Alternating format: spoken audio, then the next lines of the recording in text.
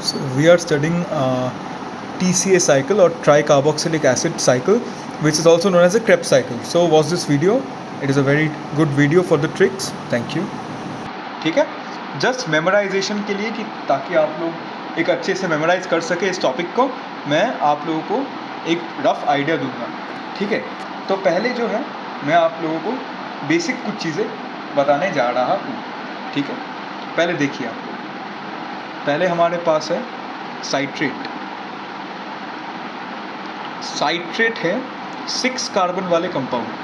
ठीक है, तो 6 कार्बन हम लोग ऐसे डिनोट कर सकते हैं, ऐसे 1 2 3 4. अब कलर थोड़ा डिफरेंट करके मैं ऐसे कर रहा हूँ क्योंकि आप लोगों को पता चल जाएगा मैंने ऐसा क्यों किया. साइट्रेट के बाद आता है एक और 6 कार्बन का कंपाउंड जिसका नाम है सिस एकोनिटेट. सिस एकोनिटेट जो कि है एक 6 कार्बन का कंपाउंड. एक सेकंड, थोड़ा ब्रश को थोड़ा थिक कर लेता हूँ, अच्छा लगेगा. सिस एकोनिटेट. इसके बाद जो आता है उसका नाम है आइसो साइट्रेट. थोड़ा ज़्यादा ही डीप हो गया.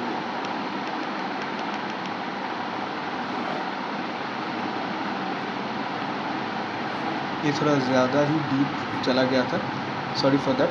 सिस एकोनिटेट के बाद जो आता है वो है आइसो साइट्रेट. ठीक है, आइसो साइट्रेट भी है एक 6 कार्बन का कंपाउंड.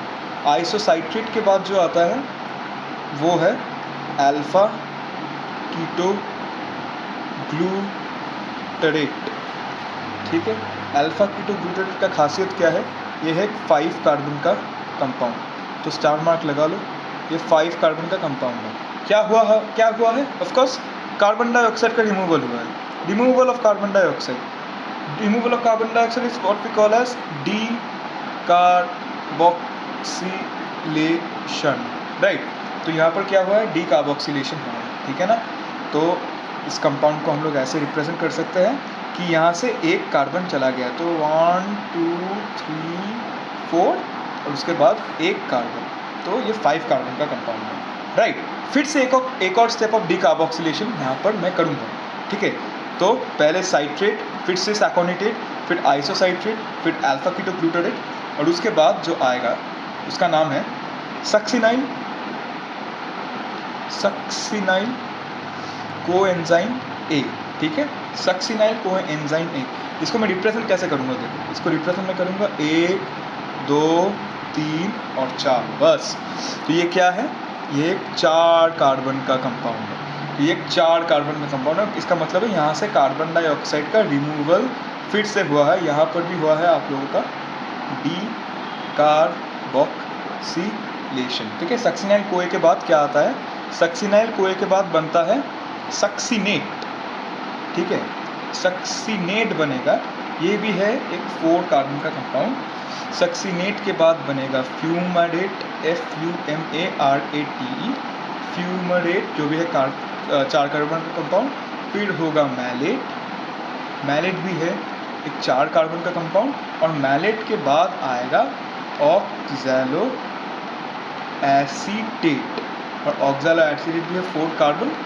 तो ऑक्सैलो एसिड के बाद बनेगा फिर से साइट्रेट. तो ये 4 कार्बन से 6 कार्बन कैसे हुआ, ये इंपॉर्टेंट एक बात है जो हमें पता होना चाहिए कि 4 कार्बन से 6 कार्बन कैसे हुआ, क्योंकि यहाँ पर आ जाता है एसिटाइल कोएंजाइम ए जो लिंक रिएक्शन या ऑक्सीडेटिव डीकार्बोक्सिलेशन रिएक्शन में बना था. और ये है 2 कार्बन चेन. तो यही है बेसिकली ये 2 ब्लैक कार्बन, और ये वाला है ये 4 कार्बन वाला कार्बन. तो ऐसे 4 कार्बन वाला कंपाउंड. तो ये 4 + 2 बन के साइट्रेट में ऐसे बनेगा. ठीक है, मैं यहाँ पर NADH और FADH2 ये सब का ATP कितना बना, NADH कितना लगा, क्या होगा वगैरह वगैरह, ये सब मैं नहीं बताऊँगा क्योंकि वो नेक्स्ट लेक्चर के लिए है, जो डिटेल लेक्चर होगा. मैं सिर्फ आप लोगों को एक अच्छा सा ट्रिक देने वाला हूँ इसके लिए, तो आप मेमोराइज़ कर लीजिएगा इस वाला. जो ट्रिक है इसमें, जो ट्रिक है, ठीक है, trick is cricket council of India, ठीक है। BCCI cricket council of India, B हटा दो, cricket council of India appoints, cricket council of India appoints smart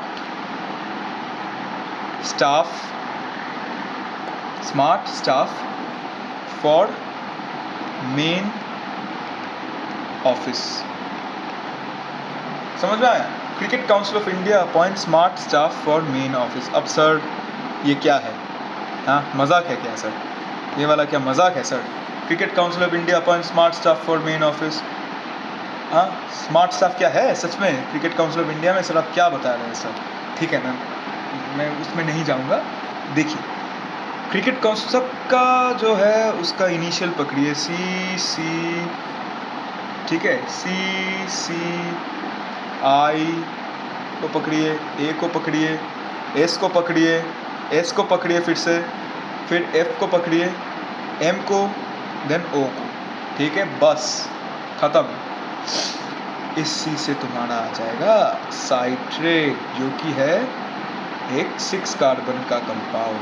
इस C से आ जाएगा तुम लोगों का सिस एकोनिटेट, जो कि फिर से है एक 6 कार्बन का कंपाउंड। इससे आ जाएगा तुम्हारा आइसोसाइट्रेट, जो कि फिर से है एक 6 कार्बन का कंपाउंड। इस A से आ जाएगा तुम लोगों के पास अल्फा कीटो ग्लूटारेट, जो कि है एक, बोलो, 5 कार्बन का कंपाउंड। इस A से आ जाएगा तुम लोगों के पास सक्सिनाइल कोएंजाइम A, जो कि है एक 4 कार्बन का कंपाउंड।